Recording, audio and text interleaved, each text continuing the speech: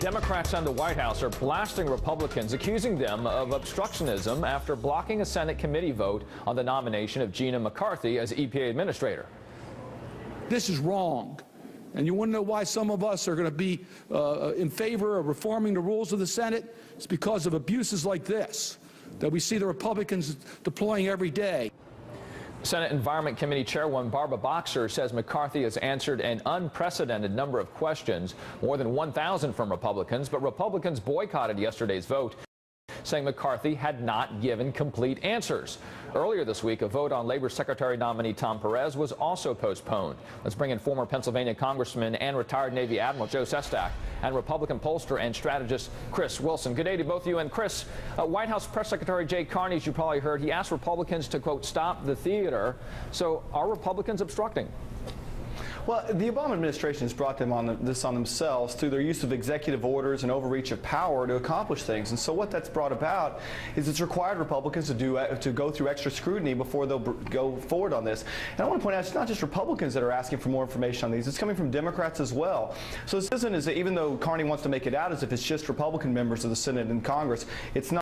It really is bipartisan, asking for more information on these people, because before they make these appointments, before they end up in these positions of power, they have to make sure that there's not anything there that would cause them to not be qualified or to not be able to take the position. Admiral, do you agree with Chris? And in addition to that, you know, Senate Minority Leader Mitch McConnell was telling Politico that the Obama administration is causing the delay here, saying they haven't fully answered questions about, quote, the underlying data used to justify EPA's job-killing regulations. That was in Politico.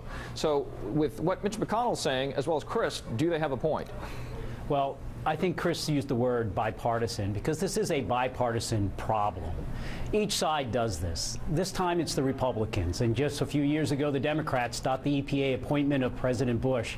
I think this is merely a source of a bigger problem, and that is that our Senate's become paralyzed because each party seems to want the other side to lose while America fails. Quite frankly, there's a price in our America for addressing and confronting our challenges only by crisis. You know, we have lost the faith of Americans because both parties care more about partisanship than they do about some kind of principled compromise to move forward. You know, Richard, we even have a shorthand lexicon for this. Sequester, fiscal cliff, super committee, debt ceiling, to where we careen from crisis to crisis because both parties don't seem to have the type of titans that could work together to move forward, and each of them just makes excuses for it.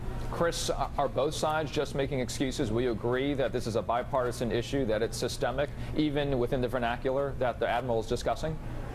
Yeah, it's difficult to argue with anything the Congressman said, and I think from a standpoint of the overall appointments, what it does require is it requires both sides to work together. It requires sort of what Bill Clinton did after Republicans took over Congress in 1994. He moderated, he came to the middle, he put forward more bipartisan and moderate, even in some cases Republican appointees for committees, and from that he was able to get them nominated. Unfortunately, the Obama administration has done exactly the opposite. If anything, they've moved more to the left, and he's tried to do again more things through executive order, more things through the NRB and through EPA, doing things like banning carbon to the toxic emissions listing just through executive order. And I think those are the things that have caused this kind of scrutiny and this sort of challenge for the appointment process. Yet, Admiral, a Pew poll out this week, it blames Republicans by 20 points for failing to work with the president.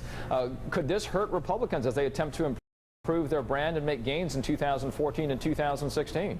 Yeah, I'm most concerned whether it's going to hurt America. You know, Richard, I can remember after I left the Navy and I had been in the House just about 2 months. And I walked into the Republican cloakroom to see Duncan Hunter, the senior Duncan Hunter, who's now retired, because I wanted to work on an issue in armed services. Boy, every head went up and just stared at me. I felt like an alien. I mean, I thought I was just like on a ship. I was supposed to go in the chief's mess to resolve a problem. During that period of time, the 4 years as Congressman, I never saw a Republican come into the Democratic cloakroom. Look, the real issue is this. I could sit here and give you a litany on one side or the other side to say what's wrong. But the fact is that we have lost that type of accountable leadership that we need to move this nation forward. It's just a Hatfields and McCoy And the issue is it's gotten so bad, and it can't right now because we have competition around this world for jobs like with China and even emerging Mexico. We got a lot to do. I think we just got to stop this and do something better than the types of leadership we have there today. Chris, if the admiral is an alien, as he just self-described himself, don't we need more aliens? And who are those aliens on the Republican side that can make that difference that the admiral is suggesting is needed? Well, I think the admiral's background speaks to that. I mean, coming from a military background certainly prepares you to work with anybody, no matter what their ideology may be. And I'll point to someone with a similar background. Congressman Joe Heck from Nevada, I think, has done a lot along these lines. Just was actually nominated for Brigadier General yesterday in the reserves, and he's done a lot to try to reach out. And I think that's the sort of leadership, that military background, that I think does provide for someone who looks to work with the other side, looks just to be able to accomplish, to be able to win and be victorious and make sure that we're able to bring those jobs home, as the congressman just stated.